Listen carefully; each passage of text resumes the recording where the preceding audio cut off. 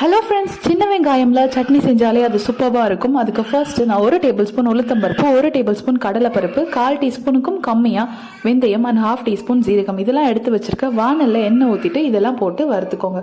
இதுக்கப்புறம் 10 பல் பூண்டு, 3 காஞ்ச மிளகாய் இதையும் போட்டு வறுத்துட்டு ஒரு பெரிய கப்பில் சின்ன வெங்காயம் க்ளீன் பண்ணி வச்சிருக்கேன், அதையும் ஆட் பண்ணி வதக்கி விடுங்க.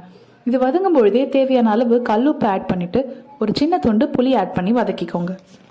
இதெல்லாம் நல்லா வதங்கினதுக்கு அப்புறம் 4-5 பத்து தேங்காய் கீரை வச்சிருக்கேன், அதையுமே ஆட் பண்ணி வதக்கி விடுங்க. எல்லாமே நல்லா குக் ஆனதுக்கு அப்புறம் ஸ்டவ் ஆஃப் பண்ணிட்டு இது நல்லா ஆற வச்சுட்டு மிக்சி ஜார்ல போட்டு அரைச்சி எடுத்துக்கோங்க. இது முடிச்சுட்டு தாளிப்புக்கு எண்ணெய் ஊற்றி அதில் கடுகு, உளுத்தம்பருப்பு, ஜீரகம், கருவேப்பிலை, காஞ்ச மிளகாய் இதெல்லாம் போட்டு நல்லா பொரிய விடுங்க.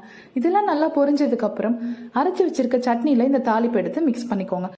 இதுக்கப்புறம் இது இட்லி, தோசை இது எல்லாத்துக்குமே ஒரு சூப்பரான சைட் டிஷ்ஷாக இருக்கும். எல்லாருமே லைக் பண்ணுவாங்க. ட்ரை பண்ணி பாருங்க. தேங்க்யூ ஃபார் வாட்சிங்.